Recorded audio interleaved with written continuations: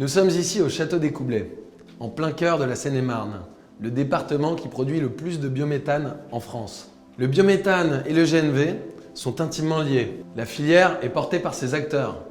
Qui sont-ils? Quelles sont leurs motivations? Allons à leur rencontre. 80% des porteurs de projets de la méthanisation viennent du monde agricole. Parlons-en avec Guillaume Duchesne. Bonjour Guillaume, merci d'avoir accepté de témoigner aujourd'hui. Peux-tu déjà commencer par nous présenter ton activité? Je suis agriculteur dans le sud-est de l'Oise. Je me suis installé récemment, fin 2018. Qu'est-ce qui t'a poussé à développer un projet de méthanisation alors que tu viens de reprendre la ferme il y a moins d'un an? Tout d'abord, c'est une énergie renouvelable. On produit du gaz renouvelable à partir de cultures qui sont de nos champs. Donc c'est local, c'est non délocalisable. La deuxième raison, c'est tout simplement une visibilité sur les prix. En contractualisant, en l'occurrence avec Endesa, nous avons un contrat de vente de gaz et donc une visibilité puisque je sais sur les 15 prochaines années à quel prix je vais vendre mon gaz et donc à quel prix je vais rémunérer mes cultures intermédiaires à vocation énergétique. Et tu es déjà en train de penser au coup d'après, à savoir comment utiliser ce biométhane. Je crois que tu as un projet de station bio-GNV. Tout à fait. En fait, de par notre situation géographique à proximité directe de la région parisienne, de par le trafic de camions très important, par ces axes routiers, mais également par des plateformes logistiques de grands groupes internationaux, on voit un réel potentiel de développer une station bio-GNV à proximité de notre méthaniseur. Donc c'est pour ça que nous avons choisi Endesa pour commercialiser notre gaz avec la volonté de développer une station bio-GNV main dans la main dans les années à venir. Faisons désormais un point sur la filière du biométhane ainsi que sur la réglementation à venir. Nous avons pour cela invité Marc Schlinger, délégué général du Club Biogaz. Alors où en sommes-nous au niveau de la filière du biométhane? La filière du biométhane se développe d'une façon forte et quasiment double tous les ans. On a plus de 120 sites à la fin de l'année dernière qui injectaient du biométhane. On a 1085 sites dans le pipe, comme on dit, 24 TWh, alors qu'on a des objectifs de l'administration qui sont plus faibles aujourd'hui. Quelles sont les nouvelles échéances au niveau de la réglementation? Au niveau de la réglementation et déjà sur l'aspect tarifaire, on va avoir une révision avec une priorité pour l'élevage au niveau du monde agricole.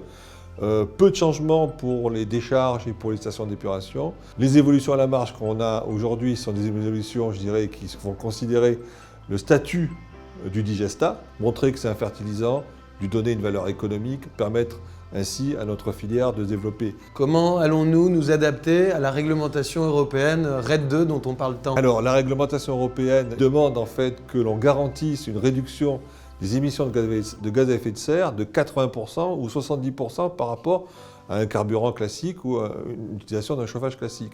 Et ça, c'est notre enjeu pour 2021, c'est de démontrer qu'à fonction des critères que l'on a, ce biométhane-là, il est vert. Merci Marc. Les filières du biométhane et du GNV ont des complémentarités et des synergies évidentes. Qui mieux que Gilles Durand peut nous en parler? Bonjour Charles, merci de m'accueillir, c'est un vrai plaisir pour moi. Merci beaucoup d'avoir accepté de venir témoigner aujourd'hui devant des méthaniseurs. Je crois que tu avais un message particulier à faire passer. Ça m'a donné l'occasion effectivement de présenter devant ces agriculteurs méthaniseurs les ambitions pour 2020 qui vont être atteintes mi-2021, à savoir nous aurons à cette période-là 250 points d'avitaillement GNV en France.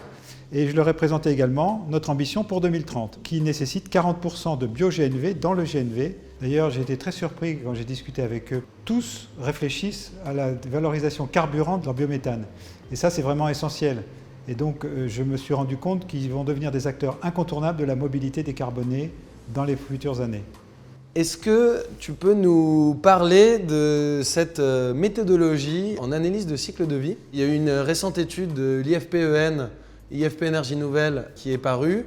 Est-ce que tu peux nous décrypter les résultats? Aujourd'hui, si nous, on souhaite 40% de bio-GNV, eh bien, c'est parce que ça va permettre, selon cette étude de l'IFP-EN, quand on analyse l'impact carbone d'un véhicule bio-GNV par rapport à un véhicule électrique ou un véhicule à carburant classique, en analyse complète de son cycle de vie, d'avoir une empreinte carbone équivalente avec un véhicule bio-GNV qu'avec un véhicule électrique. Et ça veut dire que le tout électrique n'est pas une solution unique. On peut, pour avoir des mêmes conséquences sur le plan environnemental, travailler avec des véhicules au bio-GNV. Effectivement, on est absolument convaincu que le GNV à terme doit son salut au bio-GNV. Par ailleurs, pourquoi nous sommes aussi investis dans la filière de la méthanisation? C'est parce que les méthaniseurs, ce sont des acteurs du territoire.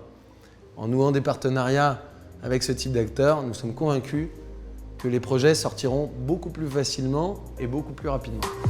Merci Gilles d'être venu témoigner.